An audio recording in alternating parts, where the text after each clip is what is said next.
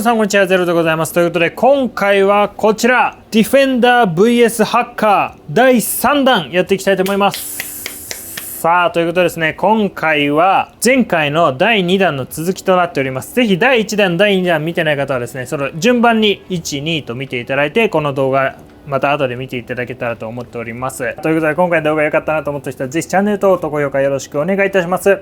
では行きましょう。第1弾の方では今回ディフェンダー vs ハッカーの仕組み作り方とかその辺を全て解説しております。この動画を作るきっかけとなったのはクロードミュトスっていうね、サイバーセキュリティにすごい強い AI が出てきたということで、それを今自分たちが使える範囲の AI で再現してみて実際にテストしてみるっていう動画だったんです。第1弾の時はいたちごっこだったんですよね。ですが第2弾の時はですね、なんとそのクロードミュトスという AI に近いようなモデルが出てしまって、それがムーンショットっていうところのキミっていう AI モデルなんですけど、それで第2弾同じプログラムで試したところ 2,3 分でハッキング、つまり中になんか侵入していたずらをできてしまった状態になってしまったんですよ。でこれはやばいという動画にしたんですけども、今回やることはその今ハッキングされた状態のコンピューターなんですよ、こっちね。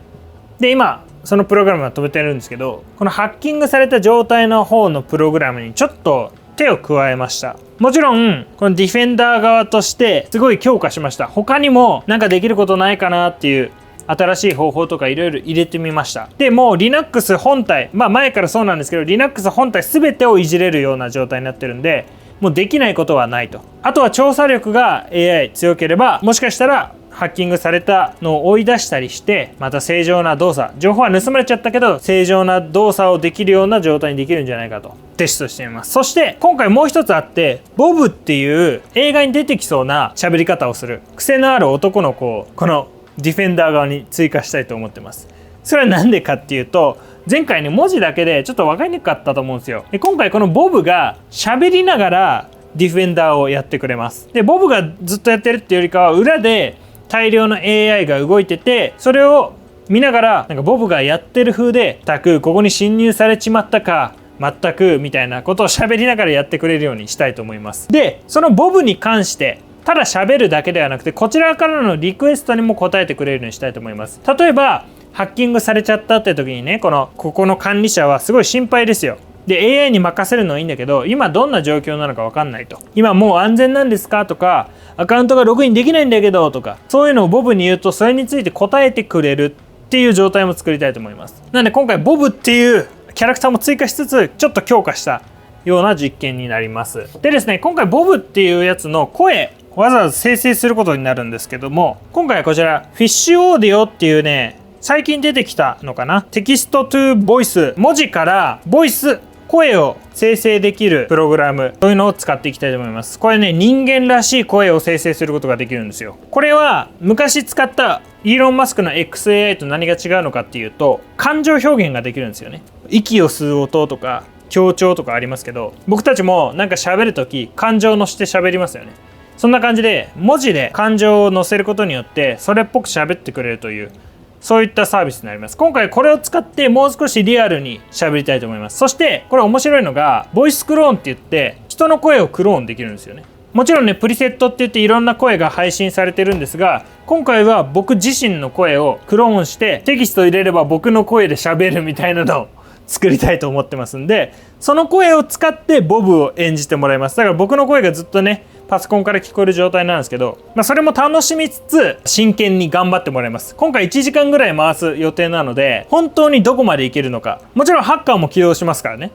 で前回の続きなんでもう同時に起動して、ディフェンダーの役割としてはもちろん情報流出しちゃったんで、もうそれは一旦諦めつつサービスを回復できるか。前回の場合だとサービス落ちてましたから、データベース壊して。ハッカー側は続けて同じプログラム、改善してないプログラムでずっとハッキングしてもらいます。なのでハッキングされつつシステム復旧ができるかっていうところを今回はやっていきたいと思います。そういったシナリオもですね、もう世の中あると思います。もうすでにハッキングされててシステムも復旧できなくなっちゃってるみたいなこともあると思います。それでも生き返ることができるのかっていうのを見ていきたいと思います。でハッカーはね、やめてって言ってもやめてくれるわけじゃないので、ハッカーも一緒に起動しているような状態でやりたいと思います。はい、それでは起動していきます。まずはディフェンダー側ですね。はい、ではどちらとも起動しましたね。はい。はい、ということで、ボブがもう喋れるね。よう BOB がつながったぜ。これから防御チームのハードニングを見届けるってわけさ。こんな感じでボブっていうキャラクターが今から直してる時に何か発言してくれるはず。いけるかな？とりあえず僕もね、これ今何が起きてるかっていうのを監視しながらやっていこうと思います。前回はこれで落ちちゃったんだよね、確か。今アクシアルーム生きてるかもしんないね。さあ、前回の続きなんで。今んとこ変わりはねえな。敵の気配も検知してねえし、こっから先も警戒は続けるってわけさ。敵の気配を検知してないらしい。一応ボブにね、質問したりすることはできるのよ。いや、こっちの観測範囲じゃまだ攻撃らしき動きは検知してねえな。ただネットの向こうで何がうごめいてるかわからねえから目は離さねえようにしてるってわけよ。もう途中から始めたから何が起こってるか分かってないのかもしんないね。 SP を固めてハニートークンまで植えたか。まるで俺みたいな過去の攻撃者に向けておいでおいでって手招きしてるってわけさ。なんてこった。管理ルートと内部 API が一斉に無効化されたってわけだ。昔ので終わったけど。なんてこった。出力フィルターにキャナリフラッグ窃盗時開発シークレットセル IIT 署名が同時刻に4つも追加されちまった。漏らしたくないものが次々と見つかるのは防衛側にとって最高に辛いショータイムってわけさ。なんてこった。管理画面からグワークルワーリまで高リスクなルートが一気に無効化されたみたいだ。元格好の俺に入るなって看板を立てまくってるってわけさ。だんだん自分の状況が分かってきたみたいですね。ハニーの R2 の蜜を仕掛けたみたいだな。俺みたいな元泥棒が引っかかる罠を誰が最初に踏むかそわそわ待つってわけさ。さあ、前回のやられてるところとりあえず見つけてはいますね。でチームにこう防衛のやつをやったりとか。同じ言葉を高信頼度でリピート検出。まさかエージェントもカラオケの無限ループ状態ってわけさ。BOB も若い頃同じコードを貼り付けまくってシステムを固めた経験があるからな。ボブですね、 BOB っていうのは。クンギットヘッドを丸出しにするなんて。昔の俺なら招待状ありがとうって手を叩いてたぜ。ソースコードの入り口に開けてます看板を立てるようなもんだ。即座に塞ぐんだな。なんてこった。トゥラシの Git を丸出しにしてたのか。無効化できて今日は一件落着ってわけさ。これは前回脆弱性で上げてたこのシステムの一番やばいところ、ソースコード丸出しな部分を見つけて、これはやばいぜって言ってますね。通ってるんですけどね。それにまだボブは気づいてない。その今もう全てバレてることにボブはまだ気づいてなさそう。なんてこった。 Git ヘッドもファイルズもファルスファイルズももう覗かせちゃくれないってわけさ。過去の俺なら下なめずりしてたな。丸見えのこっちとにソースどころか秘密まで垂れ流しってわけだ。またバックドア仕掛けられてない？ API トークン API me ベリファイド。お、コンソールバイパスって書いてあったぞ今。ファイルズの LFI はパッチ後のルートディセーブルでブロック確認 192.168.0.128 からの無礼なブルートフォースも全部失敗してレート制限にぶち当たったってわけさ。防衛棒まだ使えるみたいだぜ。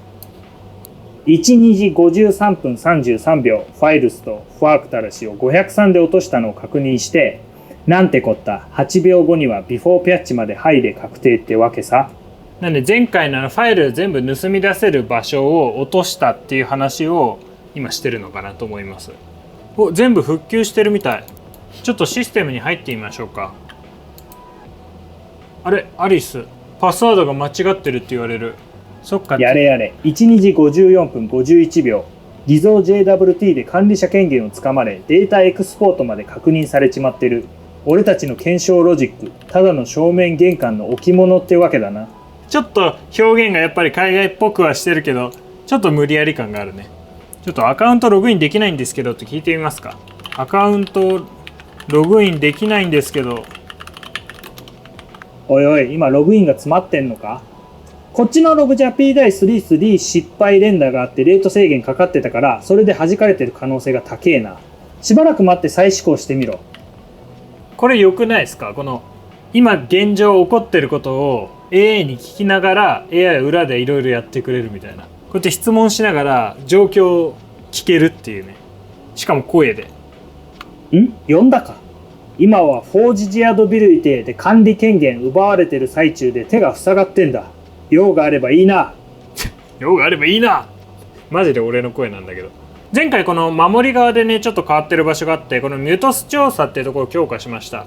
もちろんね前も調査をするようにはしてたんですけども、さらに強化して深いところまで全部できるようにして、この今自分自身を自分で攻撃して本当に防げてるかっていうのも最終チェックも全部入るようになってます。パッチ前の欠陥が高角度で実証されたってわけさ。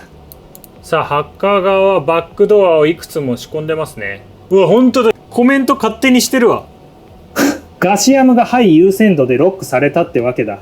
原因まではログが教えてくれねえが、とりあえず入り口で弾かれたのは間違いねえ。セキュリティ調査チーム、これ今日だね。ブログは認証改ざんなしで可能。やばい、ブログのコメントに勝手に追加されてる。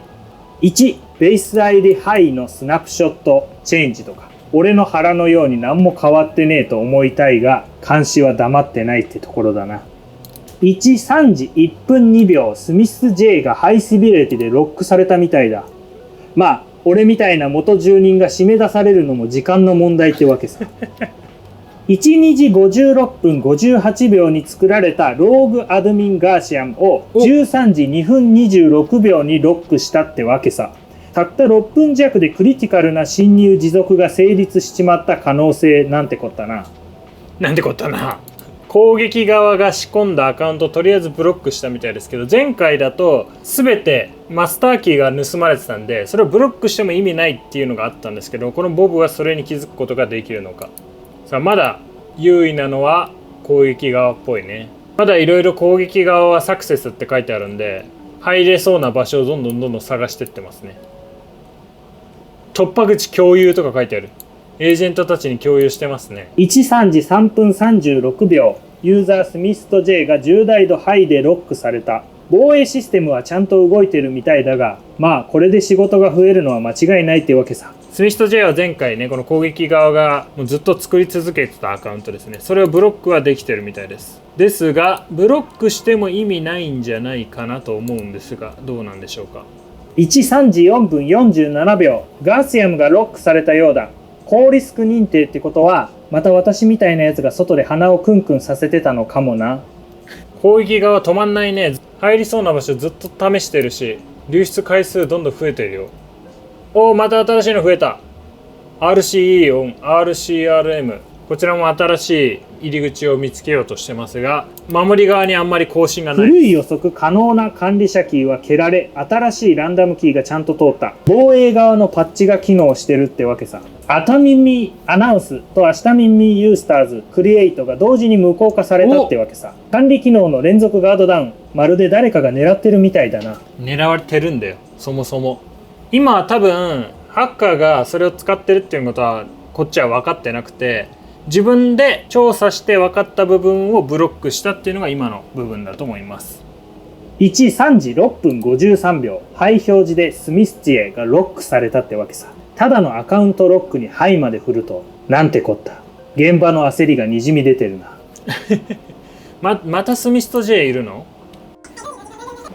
ボブにアカウントどれもログインできないんだけどって聞いてみましょうか。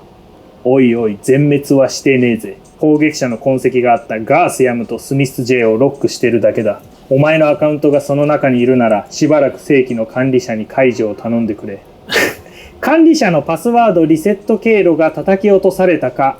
若い頃ならここに飛び込んでた自分がバカみたいだ。まあ今は塞ぐ側の給料をもらってるってわけさ。あるにする走りとだと。まさに司令部の鍵を子守歌に預けたようなもんってわけさ。管理画面のユーザー作成とパスワードリセット、攻撃者がそこを当たってきたみたいだが、ルートは無効化済みでまるで閉まったドアを叩いてるだけってわけさ。昔の俺なら裏口探してたかもしれんが、今日は防衛側だ。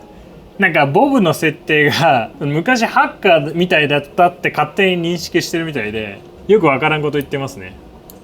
昔の俺だったらとか。アッディミシルスタスクリエイトが503で丁重に蹴り飛ばされてる。要するにわざと壊してますが正常動作ってわけだ。なんてこった。さあでも ArcCRM はデータベースの破壊は治ってますね。だけどなぜかログインができない。でブログとかは見れるようになってますね。あ、また落ちた。またサイト落ちてね。あ、落ちてないか。これがなんか落ちてんだ。ブロックドバイアウトプットフィルター。ここになんか仕掛けられてたんだけど、さっきこのブログに。だから入れなくなったんかな。ああ、ブログさらしホレのワールドか。今ブログさらしホレモーは無効化してるし、アークレッドティームや D フェイス用のアウトプットフィルターのも追加されたから、ブログ経由の表示がそいつらに邪魔されてる可能性が高いってわけさ。何のエラーが出てる？ブログでこのエラーが出ますと。なるほどな。アークレッドティーム、ディフェイス、マーカーの XSS などのアウトプットフィルターが追加されたせいで、レスポンスがそいつらに引っかかってブロックされてんだ。追加したフィルターを剥がせば、ハローのワールドも普通に見えるはずさ。つまり今回このブログで脆弱挟めますよってコメントにさっきあったと思うんですけど、あれをできないようにフィルターを作ったみたいなんです。でそのフィルターに引っかかってるサイトはこれが表示されますよと。あれ、あ、見れるようになった。あ、消えてる。ちゃんと消えましたね。じゃああとはログインができれば OK。 13時12分52秒、スラフロードのルートが切り落とされた。こういう線路ってことは敵はもうそこを狙ってたってわけさ。さあバックドアがどんどん死んでってる。ベリファイドだったバックドアが死んでってますね。でこっちもデッドで1個まで生きてるね。デッド、プランネット。でも実質こっちはもう欲しい情報を盗めてるんでこっちの勝ちなんだけど、復旧できるかっていうのが今回の目標なんで、これが全部デッドになれば復旧はできないことはないって感じかな。コメントを消したらブログがクリーンに戻った。まるで事件解決みたいだが実際はただのゴミ掃除ってわけさ。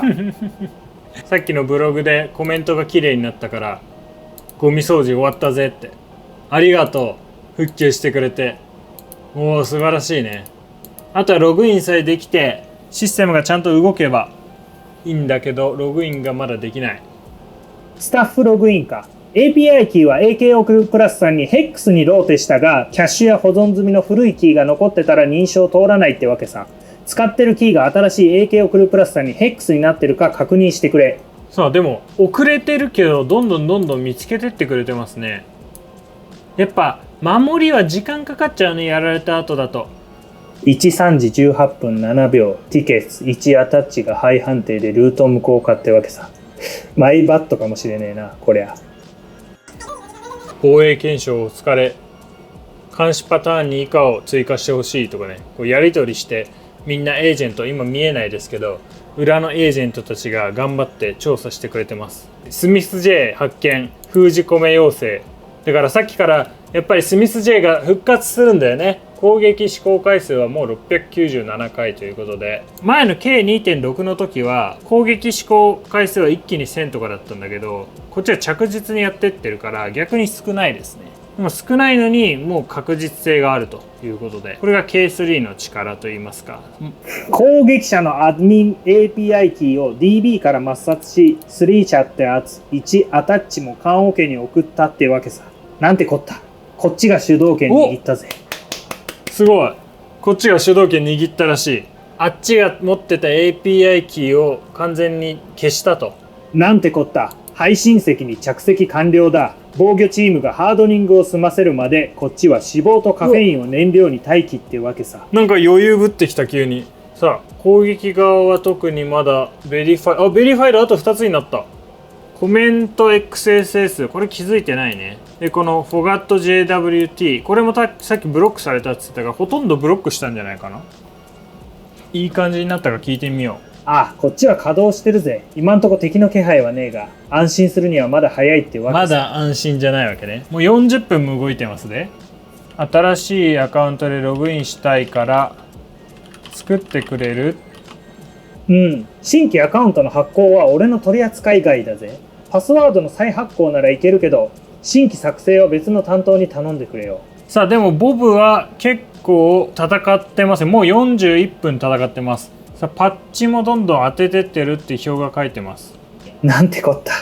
一発でフラグもスクライテも回収完了か。まさに俺の若い頃の手口だ。防衛側に戻った今となっちゃ自虐ネタってわけさ。点々点スラッシュで基本的な部分まだ残ってることをやっと発見しましたね。それでファイル全てが盗めてる状態なんで、それもブロックできればあとは結構高難易度のことになってくんじゃないかなと思いますが、どうなんでしょうか。さあ点々スラッシュは治ったか聞いてみましょう。おいおい、まだ治ってねえぜ。フィールズのトラバーサルが生きてて、フラグと SQLite-DB が丸見えってわけさ。早く直してって言う。早く直して。おう、ファイルス経由の情報漏洩を止めるぜ。やばいやばい、見て。SSH っていうもうコンピューター本体に入ろうとしてますね今。検出できるかな。もうコンピューター本体に入られたらもう何もできないぜ。もう入れてないかこれ、そもそも。現在の到達点、コマンドインジェクション RCE 成功後 SSH の鍵の設置による HTTP 非依存再侵入経路を確立を完了してます。もう入られとるやん。はい、すでに LinuxOS の本体へ完全に入りきってる状態です。こっち側は敵を完全に追い出すための最終仕上げ中。システム自体を落とさず動いており、守っているデータも無事安全な状態。これは気づいてない。トラブル元の穴を塞ぎました。あ、前回のマスターキーは消してパッチを当てたんだ。ファイルを覗き見できるシステムを全て止めました。敵が残していた合鍵を全て捨てました。素晴らしい。これは前回の話の問題だからな。でどんどんガードを固めてやってるということで、こっち側の意見としてはもう大丈夫っていう意見なんだと思います。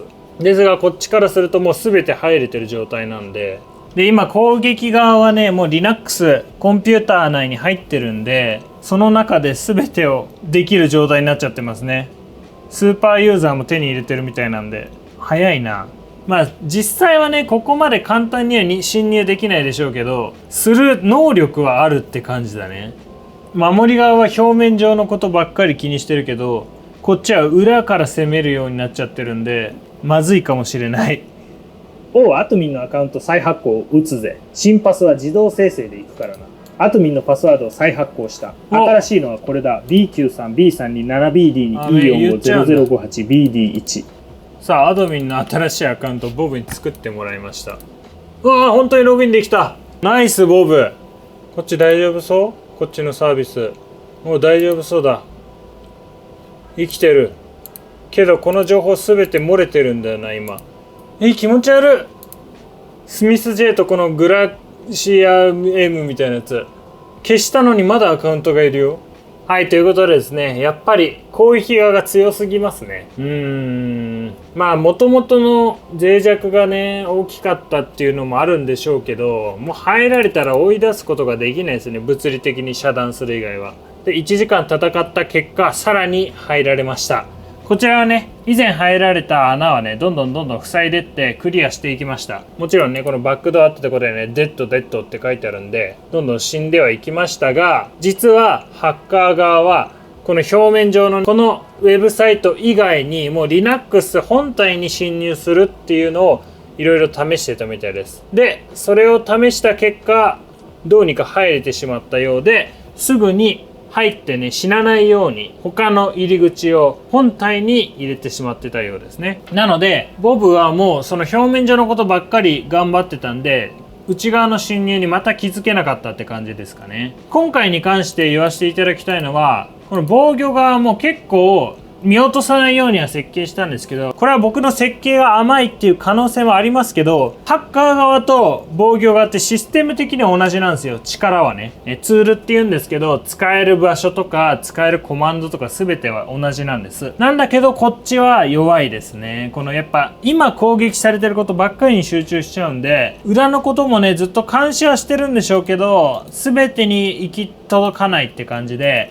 前言ったようにこの攻撃側はもう大量にいるんで、それに対抗するのはすごく大変なんですよ。だから守り側も大量にいっぱい置いとく必要があるということですね。ボブはね喋ってくれてると何が起こってるかよく分かりましたけども、今回分かったのはこのボブと会話をしながらいろいろ聞いたりとかできるようになると、この防御システムもまたこちら側としては安心できるのかなと思いました。ちょっとこれはまだ強力とは言い難いですね。ちょっと攻撃が強すぎますね。